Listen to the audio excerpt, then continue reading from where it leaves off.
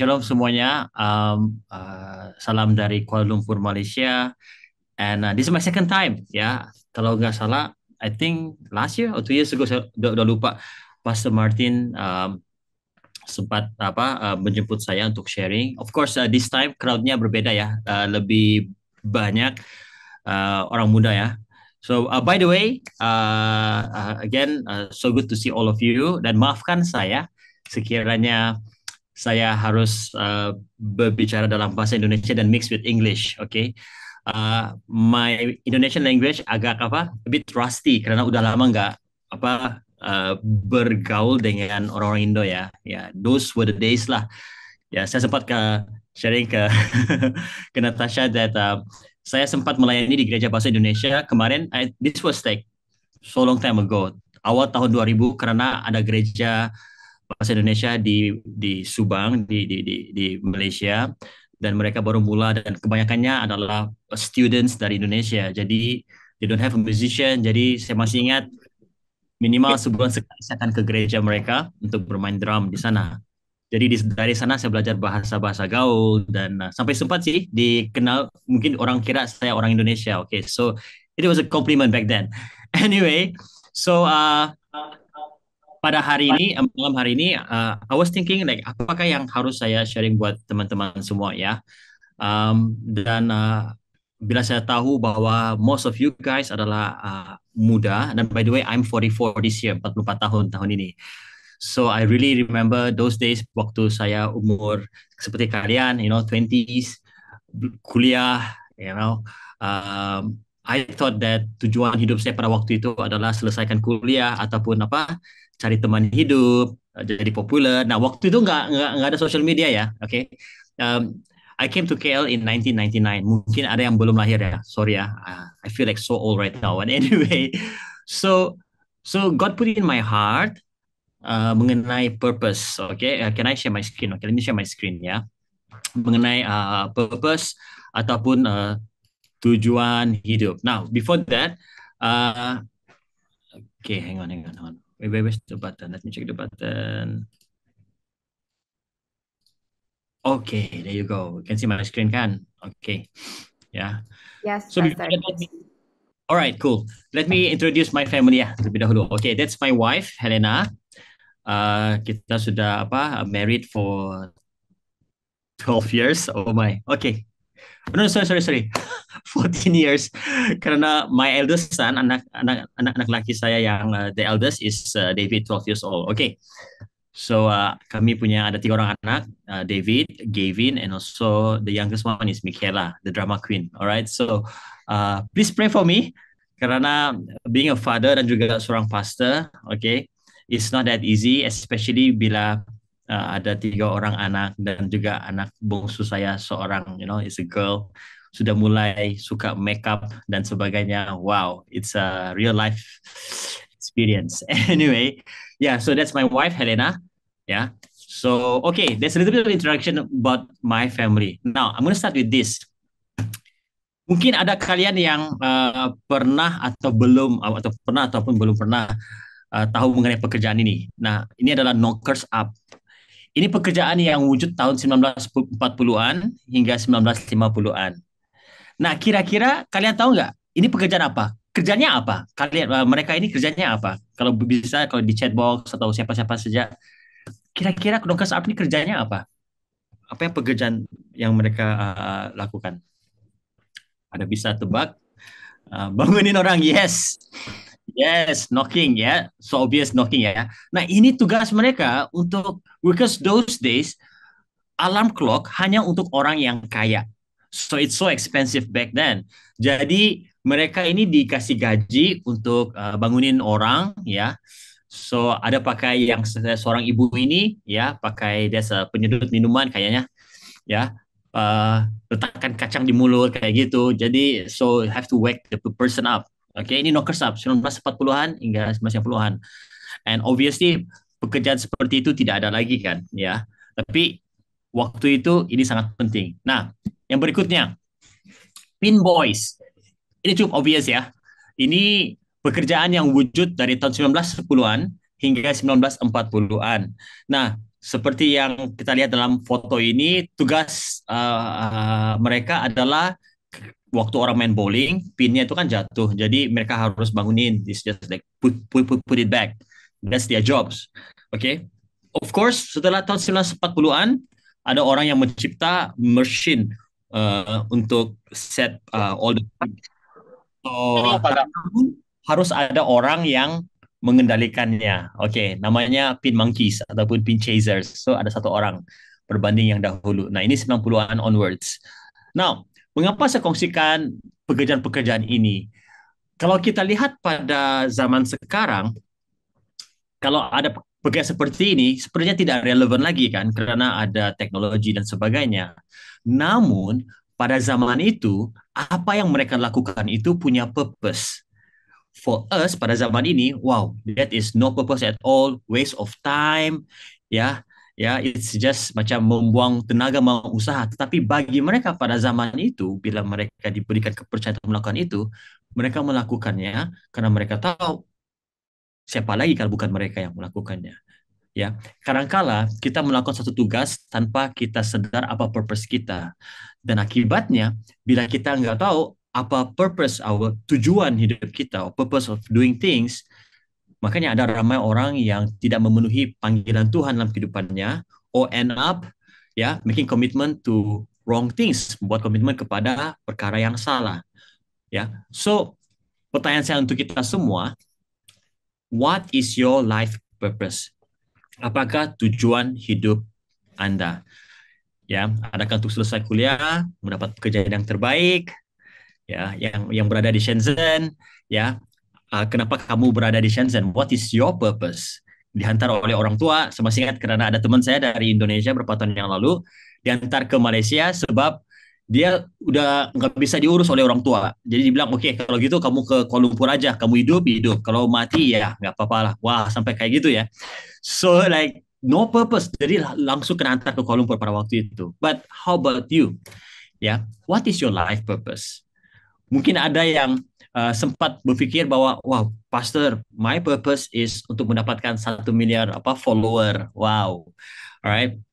But again, semua kita mempunyai purpose dalam hidup, tujuan dalam hidup. Namun hanya ada satu purpose, ya, yang akan membuat kita berhasil memenuhi panggilan Tuhan dalam kehidupan kita. Sehingga kembali ke rumah Bapa, Tuhan akan berkata, well done, my good and faithful servant. Ya. Nah, so malam hari ini saya mau bicara mengenai purpose driven life. Oke. Okay? Mungkin kalian pernah baca buku ini daripada Rick Warren, tapi ini bukan saya tidak akan membahas mengenai bukunya, but I like this title, Purpose Driven Life, hidup yang dipandu oleh purpose, tujuan. Oke, okay? Ya. Nah, Pastor Rick Warren mengatakan begini, without God, life has no purpose, and without purpose, life has no meaning. Without meaning, life has no significance or hope. Tanpa tujuan kita tidak ada, tanpa Tuhan kita tidak ada tujuan, dan tanpa tujuan hidup tidak bermakna. Tanpa makna hidup tidak mempunyai kepentingan atau harapan. So I still remember during the pandemic ada seorang jemaat kami, ya kita mungkin tahu waktu pandemic the mental health issue semakin menular, ya, banyak banyak orang stres, masuk dalam depresi. Dan salah seorang daripada jemaat kami sempat minta konseling ke saya, dan saya langsung tanya dengan dia, do you know what is your life purpose? Saya tanya ke dia, and then dia kata tidak tahu, pastor. So saya katakan, what are you doing here di Kuala Lumpur? Ya, dia kata mula-mulanya dia ingat dia datang ke Kuala Lumpur untuk kuliah, dan dia graduate. Dan lalu saya tanya ke dia, setelah kamu graduate, kamu mau buat apa? Kerja? Oke. Lepas kerja, bernikah? Oke. Lepas bernikah, ya punya anak. Ya setelah itu, ya, ya. Jadi dia langsung dia stop di sana. Jadi dia doesn't know what is his life purpose. Nah, malam hari ini saya berdoa agar lewat daripada perkongsian saya, kalian semua punya dapat melihat your purpose, tujuan hidup kamu dengan lebih jelas. Dan saya akan kongsikan sedikit daripada kesaksian saya di akhir daripada sharing pada malam hari ini. Alright? Ya. Okay. Now, purpose is the reason for which something is done or created or for which something exists. Dalam kata lain, purpose adalah alasan mengapa sesuatu dilakukan, diciptakan, atau mengapa sesuatu itu ada. Ya. Dan dalam satu ayat yang uh, saya suka dan saya pasti kalian sudah tahu ayat ini, ya, dalam Yeremia pasal 1 ayat 5, sebelum aku membentuk engkau dalam rahim ibumu, aku telah mengenal engkau, dan sebelum engkau keluar dari kandungan, aku telah menguduskan engkau, aku telah menetapkan engkau menjadi nabi bagi bangsa-bangsa. Dan ini juga adalah firman Tuhan bagi kita semua. Luar biasa kan? Tuhan sudah menetapkan kita, ya, sejak dalam rahim ibu kita, ya, untuk melakukan pekerjaannya. Anda yakin dan percaya itu? Yang percaya katakan amin. Ya, it's amazing. Bahkan sebelum Anda mengenal Tuhan pun, Tuhan sudah menetapkan Anda untuk melakukan pekerjaannya. Luar biasa. Ya, so harus kamu tangkap ini bahwa our life, hidup kita bukanlah suatu coincidence, bukanlah suatu kebetulan, tapi ada purpose, ada tujuan Tuhan. Sama ada kamu sadar atau tidak, hidup Anda punya tujuan. Ya, di Indonesia dibilang apa nih? Sepeda ya. Kalau di Malaysia basikal atau bicycle. Nah, kita tahu basikal fungsi basikal ataupun sepeda adalah membawa orang dari poin A ke poin B, betul? Ya, jadi ini adalah satu daripada mode of transportation, oke? Okay? Salah satu daripada kendaraan yang digunakan untuk pergerakan, oke? Okay? Namun, beberapa bulan yang lalu saya sempat lihat foto ini, sempat viral dan video juga mengenai orang menggunakan sepeda tetapi dengan purpose ataupun tujuan yang salah. Gambar ini. Nah, pernah kalian lihat gimana pedalnya itu digunakan sebagai washing machine? Wow, I don't know how to say. Jadi kayaknya wah multi purpose deh. Jadi sepedanya itu bisa dipakai buat sebagai as a transportation, tapi bisa juga jadi washing machine. Namun kalau kamu tanya uh, orang yang menciptakan sepeda, kira-kira kalau orang yang menciptakan sepeda itu hidup pada saat ini melihat gambar ini, foto ini, pasti bilang, waduh, waduh, rusak-rusak. This is not the original plan. Ini bukan tujuan saya, bukan jadi washing machine gitu kan. Ya, namun here's the thing. Kadangkala kita cukup selesa bila hidup kita digunakan untuk purpose yang berbeda. Kalau kalau apa yang kita lakukan itu viral, kita bilang, wow, yes, I'm doing it good, I'm doing it right. Wow, saya sukses, suka dengan apa yang saya lakukan. Padahal Tuhan yang menciptakan kita, already menciptakan kita ke dunia ini, ya punya purpose. Dan tanpa kita sadar, kita mungkin hidup kita pada saat ini hidup bukan sesuai dengan tujuan yang Tuhan sudah tetapkan. Ya, makanya saya temukan ada ramai anak-anak Tuhan, mereka feeling content, merasa cukup, like I'm okay because semuanya berjalan dengan baik. I have a good job, I have a good family, I have a good education, I'm fine. So I think this is my purpose. Ya, mereka menganggap bahwa kalau segala sesuatu yang mereka kerjakan itu berhasil, wow, mereka sukses dan inilah rencana Tuhan. But not the absolute truth. Karena Tuhan tidak hanya mau kita sukses untuk diri kita sendiri. Amin. Tuhan mau kita sukses supaya orang memuliakan Dia, bukannya untuk memuliakan kita. Ya, dan saya percaya teman-teman khususnya yang di Shenzhen, wow, I salute you all karena Anda pergi ke Shenzhen jauh daripada ahli keluarga dengan budaya culture yang berbeza, dan saya tahu bahwa untuk berada di sana bukan suatu kebetulan. Tuhan meletakkan kamu di sana for a purpose. Amen.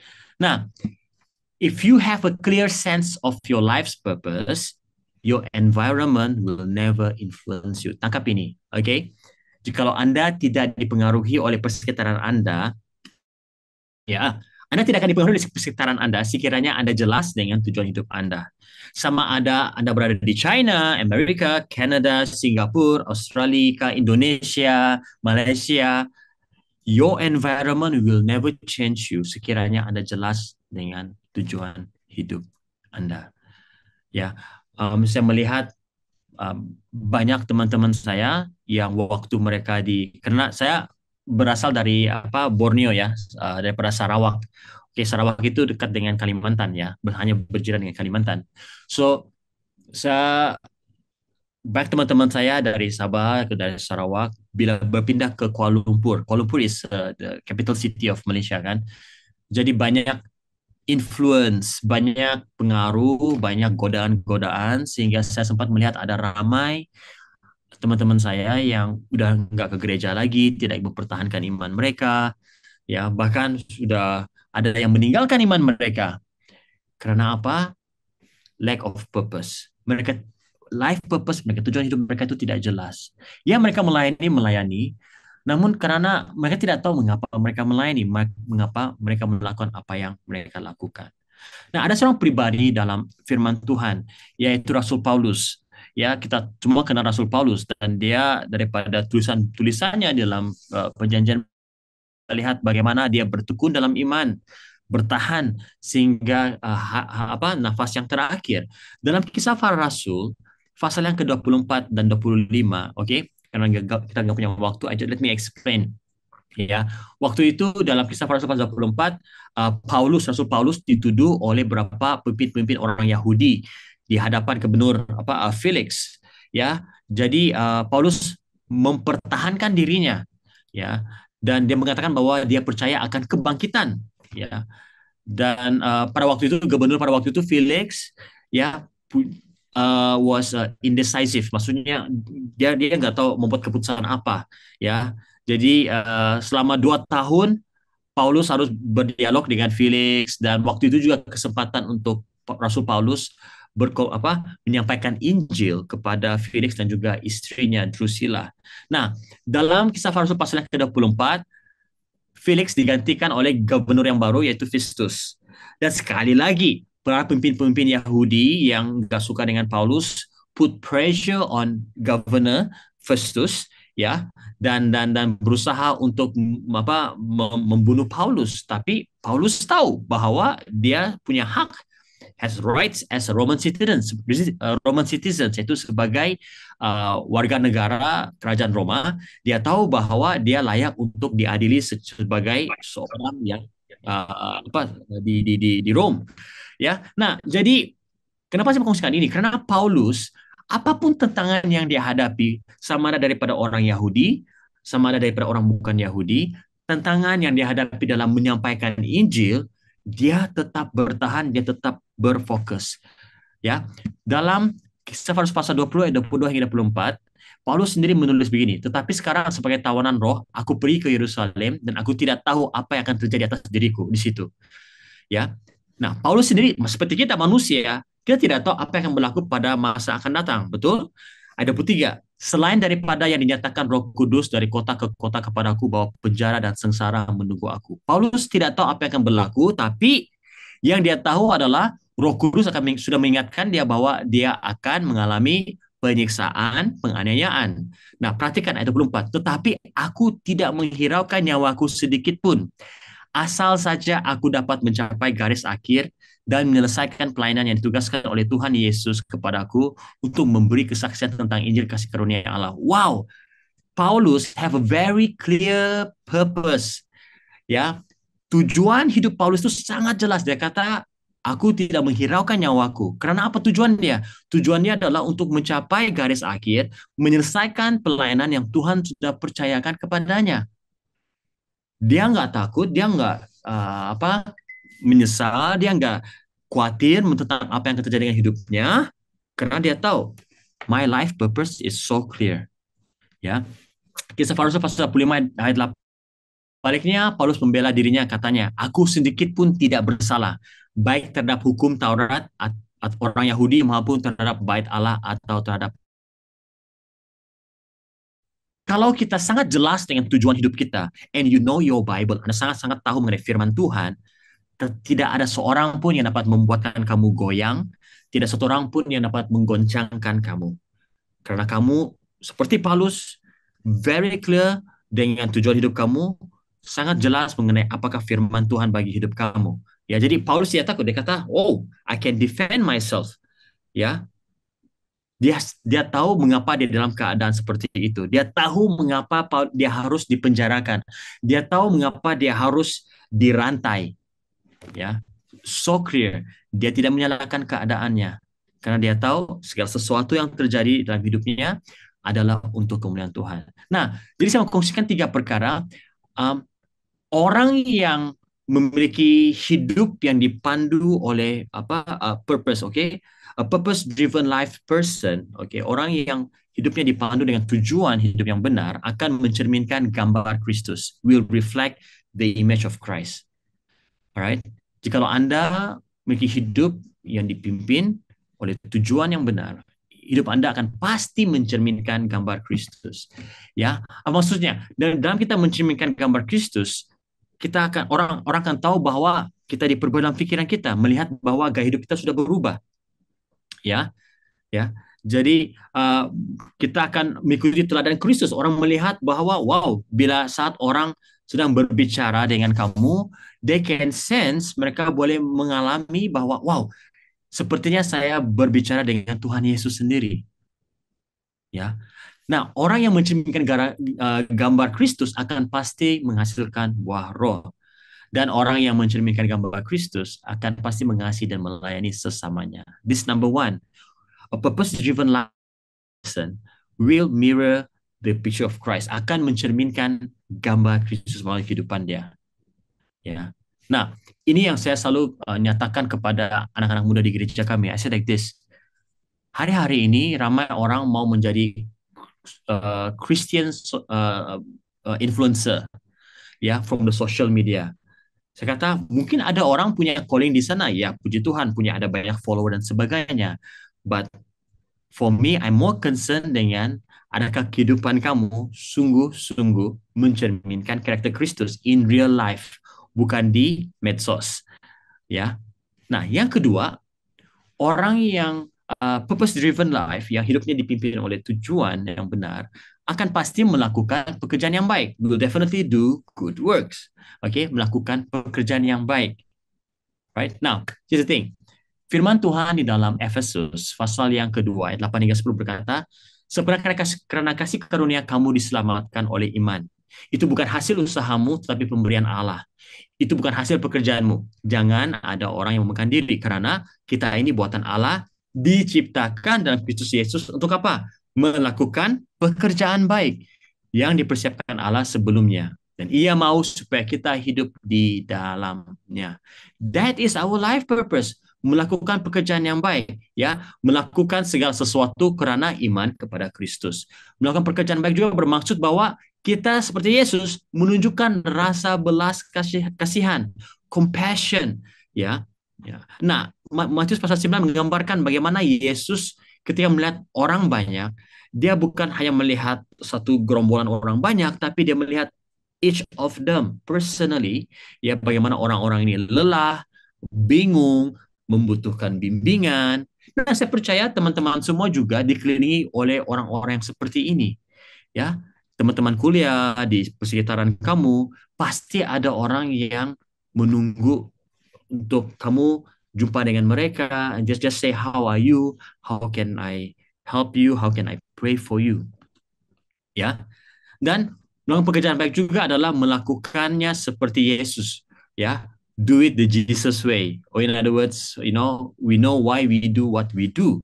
Ya, Kolose pasal 3:23, ini ayat ini sudah biasa kita dengarkan. Apapun yang kita lakukan itu kita lakukan untuk Tuhan, untuk Tuhan, bukan untuk manusia. Everything that you do. Jangan menganggap bahwa tugas kalian itu adalah kecil, remeh, insignificant. Nah, let me explain supaya kamu bisa paham ya. Sebelum saya menjadi seorang pastor, I was a professional musician. Saya sebagai seorang pemusik profesional dan saya go full time dalam pelayanan tahun 2015. Nah, sebagai pemusik ada satu cita-cita saya untuk bermain di dalam orkestra dan itu nggak mudah, guys, nggak mudah. The audition is so tough. Namun kalau kamu dapat bermain dalam orkestra, a really good orkestra, wow, gajinya lumayan. You see, Um, Pemain musik di orkestra, oke, okay, I don't know what is the update, apakah gaji yang terkini, tapi purata seorang pemain pemusik yang bermain di orkestra, ya purata gaji mereka adalah 10,000 USD per month sebulan, ya.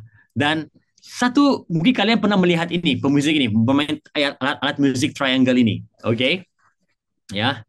Nah, ini kan uh, kalau kalian pernah bermain ini waktu dulu di sekolah, kalau saya pernah tugas saya main itu juga. Aduh, that is not a cool instrument. Bayangkan semua orang main apa violin, saxophone semuanya begitu kan. Kamu hanya pegang pegang ini besi triangle itu, ya. Dan bukannya kamu main all the time, ya. Saya masih ingat waktu dulu saya kuliah musik, saya harus bermain itu karena my major instruments is drums. Jadi triangle ini adalah salah satu daripada alat perkusi, oke? Okay? So it's one of my instruments. Dan saya masih ingat, wow. So lagu itu panjangnya kira-kira 7 ke 8 menit. Saya hanya bermain kurang dari 5 saat, guys, kurang dari 5 saat. Jadi saya harus nunggu, baca, tunggu, nunggu, nunggu, begitu semuanya. Violin semua main, trumpet semuanya main. Jadi tunggu waktu giliran saya, oke, langsung berdiri. Ting, ting, ting, ting, ting, ting, ting. Ya gitu aja, ya. Dan kadangkala kita merasa bahwa, wow, that is so easy. Wow, ya. Sebenarnya nggak mudah. Kamu tahu kenapa?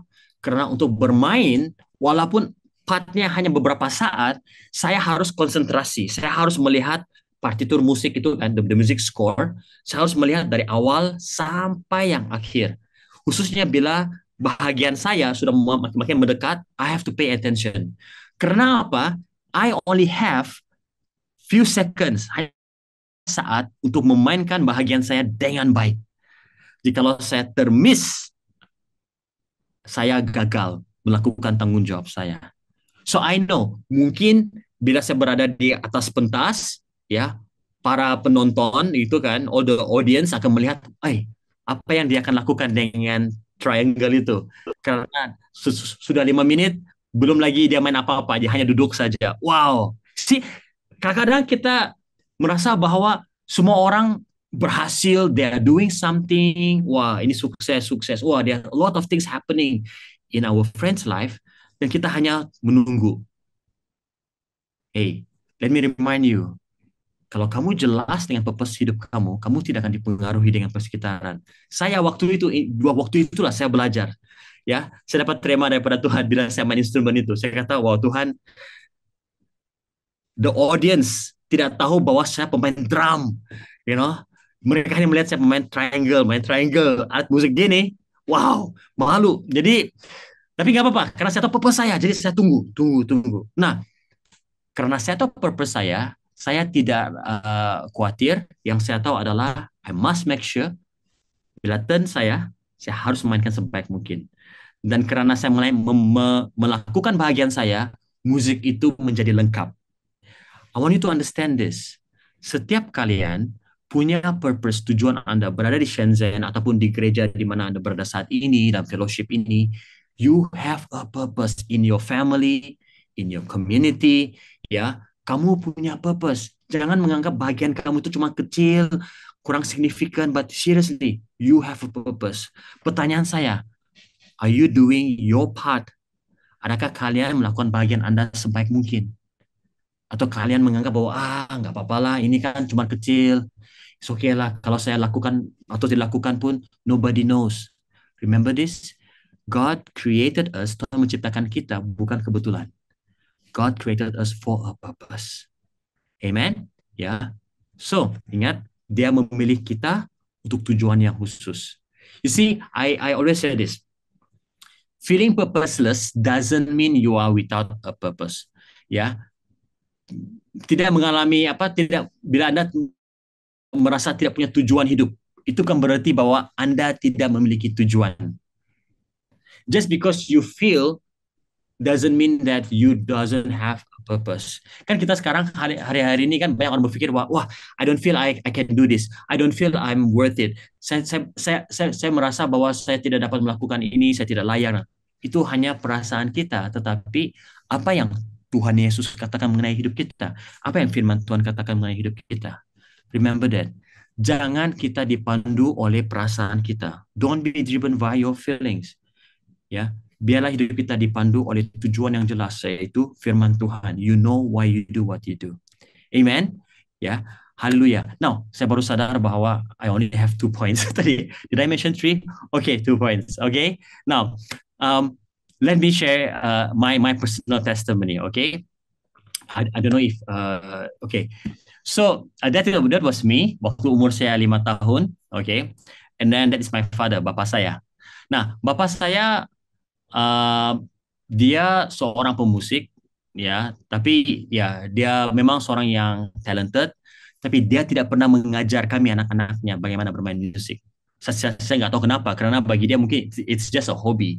Jadi dia pernah sempat bekerja sebagai polisi, sempat bekerja di satu company Jepang sebelum dia menjadi pastor juga. Oke, go full time.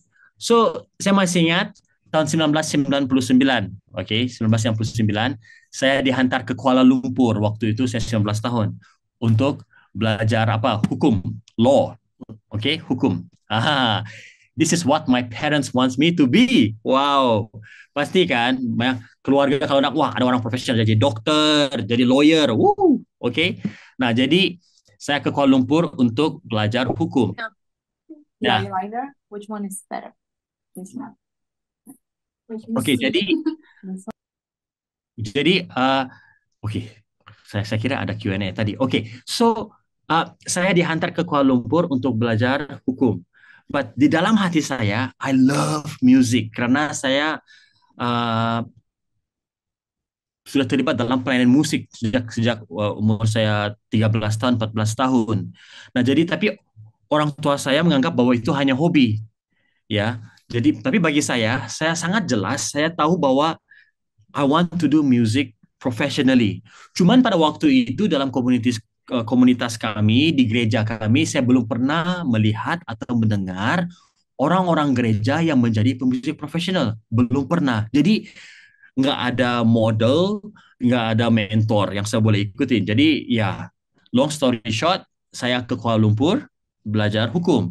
Namun apa yang berlaku bila ke Kuala Lumpur, Kuala Lumpur is a capital city kan, jadi a lot of opportunity. Sama seperti di Jakarta kan banyak opportunity. Baru saya ketemu bahwa di Kuala Lumpur ada International College of Music.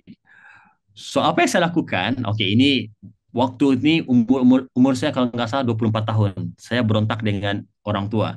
Tanpa pengetahuan mereka, saya berhenti belajar hukum. Saya langsung belajar musik. Oke, saya nggak selesai kuliah. Now, this is one of my biggest mistake. Um, dan saya tahu ini merupakan satu titik di mana satu keputusan yang saya buat ini. I know that my life will be different. Hidupan saya pasti berbeda jika kalau saya terus start dengan orang tua saya. Namun saya percaya Tuhan punya cara lah. Oke. Okay? Now, so saya belajar musik dan wow, at that time saya merasa bahwa wow, this is it. This is my life. This is my life purpose. Woo. Tapi tanpa saya sadar, saya berontak dengan orang tua. Oke. Okay? This was me with my friends.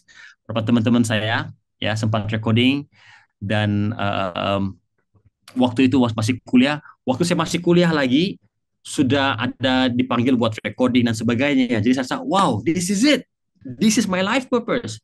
Tapi tanpa saya sadar, karena saya berontak terhadap orang tua, it will not become a blessing to me. Untuk sementara, for a short time, memang ya melihatnya seperti saya berhasil, sukses begitu kan. Tapi saya mengalami kematian di dalam roh saya, spirit in my hubungan saya dengan orang tua juga nggak bagus. Nah, and then how many of you knows that when your relationship with your parents is not good, itu akan mempengaruhi hubungan kamu dengan Tuhan juga. Ya, saya masih tetap aktif dalam pelayanan, melayani dan sebagainya, ya, tetapi saya mengecewakan orang tua saya langsung tidak ada berdamai dengan mereka, meminta maaf dan sebagainya, nggak ada, ya. So, saya masih ingat waktu itu selama beberapa tahun saya berusaha untuk masuk ke dalam dunia entertainment, tapi tidak ada breakthrough. ya levelnya di situ-situ saja kan. Jadi pastor saya dia panggil orang tua saya ke Kuala Lumpur dan kami rekonsiliasi berdamai. Saya minta maaf kepada orang tua saya dan orang tua saya mengampuni saya, and then they pray for me. Wow, let me tell you, it's a breakthrough. It's a breakthrough. Pada tahun 2005, it's my breakthrough. Ini seorang teman saya namanya Juwita Suwito. Oke, papanya itu seorang pendeta Indonesia, mamanya itu seorang Chinese dari Malaysia. But ya, dia memang orang Malaysia lah sudah lama. So he's one of this well-known local artist pada waktu itu. Dia menghubungi saya dan looking for a drummer. Jadi dari tahun 2005, setelah saya rekonsiliasi dengan orang tua saya, Tuhan membuka kesempatan bagi saya untuk bermain, manggung dengan selebriti artis-artis yang lain, banyak artis-artis yang lain. Jadi saya dapat melihat campur tangan Tuhan atas kehidupan saya. Oke, okay? So bukan saja itu, ya, saya juga dapat sempat manggung di festival-festival yang besar, pergi ke luar negeri, sampai ibu bapa saya termasuk pastor saya dan beberapa orang pemimpin yang lain mengatakan begini, Wagner, panggilan kamu di dalam dunia entertainment. Dan saya benar-benar yakin pada waktu itu, memang panggilan saya dalam dunia entertainment. Ya, pastor saya, orang tua saya bilang, wow, yes, yes, yes. Nah, pada masa yang sama juga, dalam kesibukan saya sebagai pemusik profesional, saya juga dipercayakan sebagai youth leader di gereja saya. Saya masih lakukan tanggung jawab saya, ya, melayani di gereja. Kalau saya nggak keluar kota, for tour dan sebagainya, dan dipercayakan untuk berkhotbah juga. Tapi pada waktu itu dalam pikiran saya, I am a musician, saya dipanggil untuk di dalam dunia entertainment, ya menjadi garam dan terang di dunia entertainment. But something happened. Tahun 2015, akhir tahun 2014 sebenarnya, uh, my senior pastor, Pastor Detan, dia berjumpa dengan saya dan dia langsung sharing dengan saya mengenai visinya dan dia mau memulakan satu gereja yang baru, ya, dan dia memanggil saya untuk bersama-sama dengan dia melayani, ya, maksudnya go full time.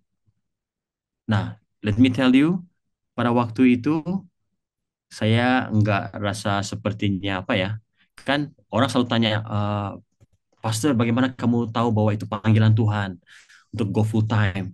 Ada Tuhan kasih mimpi, ada no electricity kah gitu, rasa apakah begitu, berpeluh kah, perlu dingin kah gitu sebenarnya. No, I don't have that. I don't have that.